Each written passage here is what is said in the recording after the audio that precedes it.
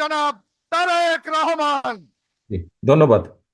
বিসমিল্লাহির রহমানির রহিম। আজকের এই অনুষ্ঠানের সম্মানিত সভাপতি, মঞ্চে উপস্থিত রাজশাহী বিভাগের বিভিন্ন নেতৃবৃন্দ, প্রশিক্ষণ বিষয়ক কমিটির সদস্যবৃন্দ এবং আমার সামনে উপস্থিত রাজশাহী বিভাগের বিভিন্ন জেলা থেকে আগত মূল দল সহ অঙ্গ সহযোগী সংগঠনের জেলা পর্যায়ের সকল উপস্থিত নেতৃবৃন্দ, আসসালামু আলাইকুম। আমার মনে হয় বক্তব্য দেবার বোধহয় খুব একটু বেশি কিছু বাকি নেই আমার, কারণ কয়েকটি প্রশ্নের যেই জবাবগুলো দিয়েছি মোটামুটি বেশ অনেকটা কভার হয়ে গেছে। তো এখন মূল বিষয়টি হচ্ছে যে আপনারা সকলে আজ এখানে একত্রিত হয়েছেন। কেন একত্রিত হয়েছেন? একত্রিত হয়েছেন একটু আগেই যেটা আমি মনে হয় বলেছি, যে এই যে 31 দফা, আমরা 31টা দফা দিয়েছি। এই দফার ব্যাপারে আপনাদেরকে আরো বিস্তারিতভাবে আজকে তুলে ধরা হয়েছে বিভিন্ন কথা। 31 দফা যখন আমরা দিয়েছি, আমরা ঢাকা শহরে এটিকে লঞ্চ করেছি। স্বাভাবিকভাবেই আপনারা জেলা পর্যায়ে যারা বিভাগ পর্যায়ে নেতৃবৃন্দ আছেন, আপনাদের মনে একটি, হয়তো অনেকের মনেই প্রশ্ন ছিল যাচ্ছে 31 দফা আমরা তো বুঝলাম, পড়লাম, এর ভিতরে কিছু জিজ্ঞাসা আছে কিভাবে হবে, এই যেগুলা জানবো কি করে, ঢাকার নেতারা জানলো, আমরা তো জানলাম না। আপনারা যাতে জানতে পারেন, জানেন, সেজন্যই আমরা চেষ্টা করেছি এরকম একটি ব্যবস্থা করতে। এবং আপনারা যেটি জানলেন, আপনাদেরকে আমরা যেটি জানালাম, আপনাদের মাধ্যমে আমাদের প্রান্তিক পর্যায়ে, তৃণমূল পর্যায়ে যারা নেতৃবৃন্দ আছে, সহকর্মীবৃন্দ, কর্মীবৃন্দ আছে, তাদের কাছে আপনারা নিয়ে যাবেন। এবং তাদের মাধ্যমে জনগণ পত্রিকার পাতায় দেখেছে যে বিএনপি 31 দফা লঞ্চ করেছে, 31 দফা দফা দিয়েছে। কিন্তু সেটা কি, কতটুকু কি জনগণও পড়েছেন, সেগুলা জনগণ যারা পড়েছেন তারা দেখেছেন, আপনারা যেরকম পড়লেন এরকম ওনারাও পড়েছেন। বাট এর ভেতরেও কিছু কথা থাকে, যে কথাগুলো আজকে আপনারা নিজেরা জিজ্ঞেস করেছেন, জেনেছেন, এই কথাগুলো আপনারা প্রান্তিক নেতাদের বলবেন, তৃণমূল নেতাদের বোঝাবেন, বলবেন।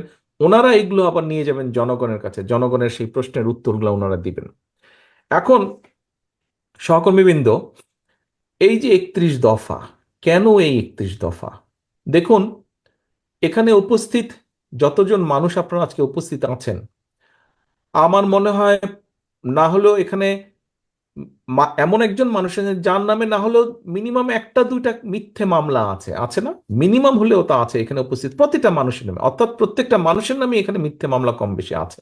সে আপনি বিএনপি হন, যুবদল হন, ছাত্র দল হন, স্বেচ্ছাসেবক দল হন, মহিলা দল হন, আইনজীবী ফোরাম হন, তাঁতি দল হন, কৃষক দল হন, যেটাই হন না কেন, আপনি আপনার সিল, কপালে সিল বিএনপি আছে, তো আপনার নামে মিথ্যে মামলা আছেই সেই স্বৈরাচারের সময় থেকে। তখন আমাদের একটি লক্ষ্য ছিল কি, বিএনপি বলুন, গণতন্ত্রে বিশ্বাসী বাংলাদেশের প্রতিটি রাজনৈতিক দল, প্রতিটি ব্যক্তির, গণতন্ত্রে বিশ্বাসী প্রতিটি মানুষের লক্ষ্য উদ্দেশ্য ছিল ওই স্বৈরাচার, স্বৈরাচার হাসিনার পতন। আলহামদুলিল্লাহ, জনগণের রাজনৈতিক দলগুলো একসাথে মিলে জনগণের প্রচেষ্টায়, জনগণের সমর্থন, জনগণকে সাথে নিয়ে, ছাত্র জনতা সকলকে সাথে নিয়ে বাংলাদেশের মানুষ সফল হয়েছে। বাংলাদেশ সৃষ্টির পরে সবচাইতে বড় যে স্বৈরাচার ছিল, মাফিয়া ছিল, যে নামেই বলেছিল বলি না কেন আমরা, তার পতন হয়েছে। এখন একটি অধ্যায় শেষ। এই অধ্যায় শেষ হবার পরে আরেকটি অধ্যায় শুরু। একটু আগে আমি বলেছি, আপনি আজকে কৃষি বলেন, শিক্ষা বলেন, অর্থনীতি বলেন, বিচার ব্যবস্থা বলেন, সিভিল প্রশাসন বলেন, পুলিশ প্রশাসন বলেন, স্বাস্থ্য বলেন, যেই সেক্টরের কথা বলেন না কেন, গত 15 বছরে প্রত্যেকটা সেক্টরকে ধ্বংস করে দিয়ে গেছে। পত্রিকার পাতা খুললেই দেখি আমরা লক্ষ কোটি টাকা বিদেশে পাচার করে দিয়েছে, এই দেশের মানুষের অর্থ সম্পদ বিদেশে পাচার করে দিয়েছে, এই দেশের মিল কারখানা, ব্যবসা বাণিজ্য, শিক্ষা, স্বাস্থ্য ধ্বংস করে দিয়েছে। প্রিয় সহকর্মীবৃন্দ, আপনাদের যেই বইটি, আপনাদের যে ছোট বই কম বেশি আপনারা পেয়েছেন, এই বইয়ের প্রথম পৃষ্ঠায় একটি ডেট লেখা আছে। ডেটটা হচ্ছে 13 জুলাই 2023 সাল। আমরা 31 দফা দিয়েছি। এর আগে 27 দফা দিয়েছিলাম, তারও কিছুদিন আগে, অর্থাৎ প্রায় 2 বছর আগে। এই দেশের মানুষের জন্য, এই দেশের জন্য, দেশের সম্পর্কে আমাদের কি চিন্তা, সেটিকে কেন্দ্র করে আমরা 27 দফা দিয়েছিলাম। পরবর্তীতে আমাদের সাথে আন্দোলনরত যতগুলো রাজনৈতিক দল ছিল, তাদের সাথে আলোচনা করে তাদের পরামর্শের ভিত্তিতে 27 থেকে আমরা 31 দফা দিয়েছি। আচ্ছা, এই যে এখন, এই যে ডেটটা আমি কেন বললাম, ডেটটা এই জন্য আমি বললাম যে বিএনপি এমন একটি রাজনৈতিক দল, যেই দলের স্বৈরাচারের সময় লক্ষ্য ছিল স্বৈরাচারের পতনের, কিন্তু তারপরেও তো দেশ থাকবে, মানুষ থাকবে, দেশ এগিয়ে যাবে, মানুষ এগিয়ে যাবে। তারপরে কি?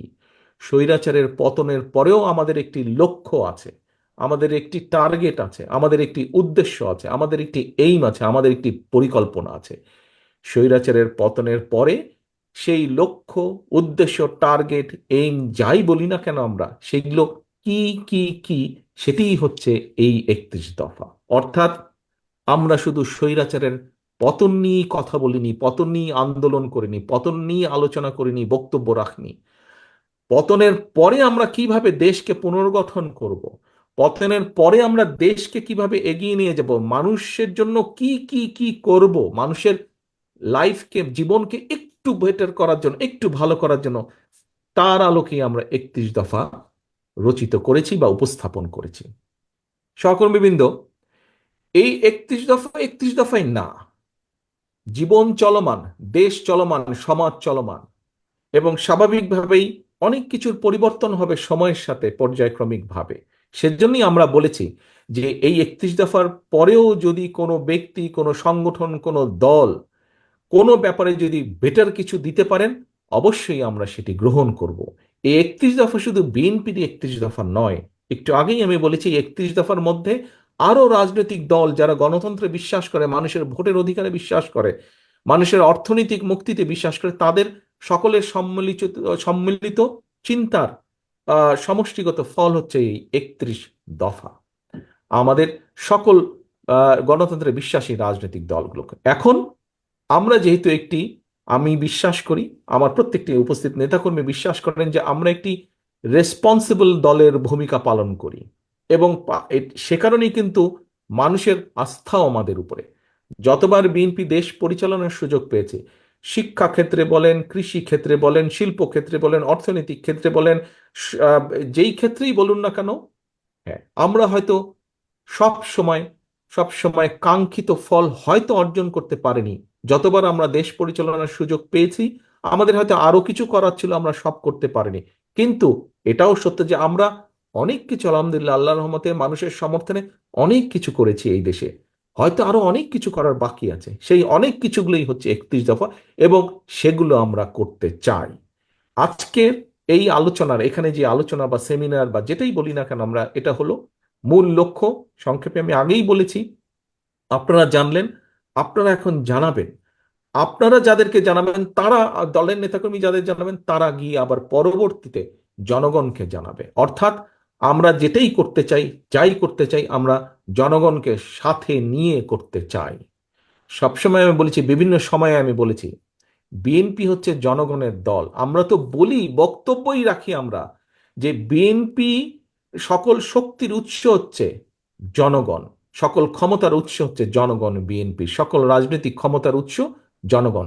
সেজন্যই প্রিয় সহকর্মীবৃন্দ, আমি বলেছি, জনগণের, সবসময় আপনাদেরকে বলার চেষ্টা করে আমি বলে থাকি, জনগণের সঙ্গে থাকুন, জনগণকে সঙ্গে রাখুন, জনগণের সঙ্গে থাকুন, জনগণের সঙ্গে থাকুন প্রিয় সহকর্মীবৃন্দ। কারণ একটি রাজনৈতিক দল হিসাবে, একটি রাজনৈতিক দল হিসেবে যদি আমরা টিকে থাকতে চাই, সেটি রাজনীতিতে যদি টিকে থাকতে চাই, জনগণের মাঝে যদি টিকে থাকতে চাই, ইতিহাসের পাতায় যদি আমাদেরকে টিকে থাকতে হয়, প্রিয় সহকর্মীবৃন্দ, এই দেশের জন্য এবং জনগণ যেটা চায় সেরকম কাজের বাইরে কিছু করলে আমরা টিকে থাকতে পারবো না। টিকে থাকতে হলে অবশ্যই আমাদেরকে জনগণের প্রত্যাশা অনুযায়ী কাজ আমাদেরকে করতে হবে।